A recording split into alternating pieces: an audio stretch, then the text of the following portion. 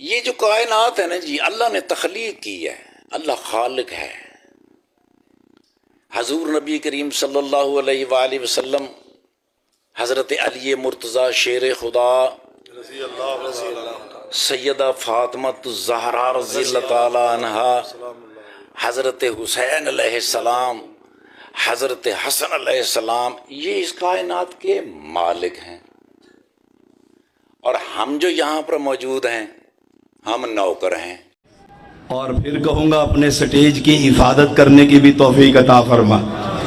اب تو مسندوں پر بیٹھنے والے ہی کوئی اور ہے، کوئی اور ہے۔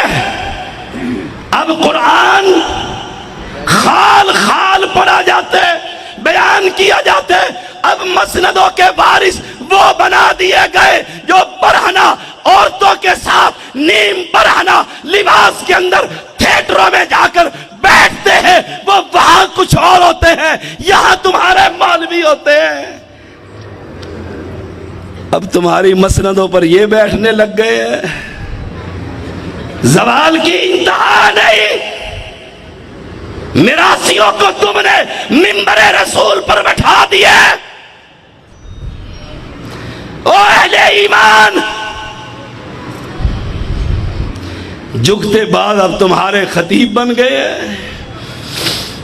آئے ہائے، جسے دیکھ کر قرآن نہ پڑھنا آئے وہ شیخ القرآن بن گیا ہے۔ اللہ، مجھ سے پہلے خاکی کہہ رہا تھا یہ عبداللہ شیخو پوری کی اولاد، اللہ انہیں عبداللہ شیخو پوری رحمہ اللہ کے نقش قدم پر چلنے کی توفیق عطا فرما، جو ہر وقت قرآن پڑھتا تھا، قرآن پڑھایا کرتا تھا۔ ان مسندوں کی حفاظت کرو، مسندوں کی حفاظت کرو۔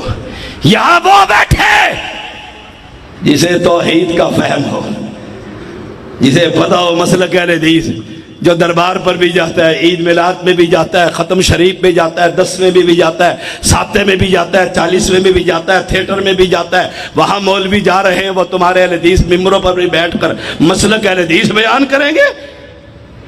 ہاں، مجھے کوئی ڈر نہیں، میں رب کی توحید بیان کرتا پھرتا ہوں، اور جب تک جسم میں جان، منہ میں زبان، خون کا آخری قطرہ بھی ہے، میں اعلان کر کے کہتا رہوں گا، داتا اور تفکیر زمین کے اندر نہیں عرش پر ہوا کرتا۔ نعرہ تکبیر، مسلک اہل حدیث، حاجت روا مشکل کشا، حاجت روا مشکل کشا، حاجت روا مشکل کشا۔ جو قرآن کے اور حدیث کے علاوہ کوئی بات کرے کہ کھوتا کٹنگ سناؤ، اس کا ہاتھ پکڑ کر مسند سے علیحدہ کر دو اور عزت سے کہو تشریف لے جاؤ، ہم ہی نالائق ہیں جو یہ ممبر تمہارے حوالے کر دیے۔ ہم اس ممبروں کے وارث ہیں، بولو ہم اس ممبروں کے، اونچا بولو، ہم ان ممبروں کے وارث ہیں، وارث ہم ان ممبروں کے، اور اپنی وراثت کی حفاظت کرنا جانتے ہیں۔ نہیں مانتے ایسے بندے کو اہل حدیث جو آلو ہر مزاج اور ہر سالن میں ڈل جاتا ہے۔ اور کوئی مجھے بلائے اپنے دربار پر، یا وہ نہ ہوگا یا میں نہیں ہوں گا، وہاں رب کی توحید بیان کروں گا۔ سجدے حرام، نظر حرام، نیاز حرام، چڑھاوے حرام، چادر حرام، پھول حرام۔ یہ کوئی کہہ کر تو دیکھے، پھر زندہ واپس آ کر تو بتلائے، پھر کوئی بلا کر تو دیکھے۔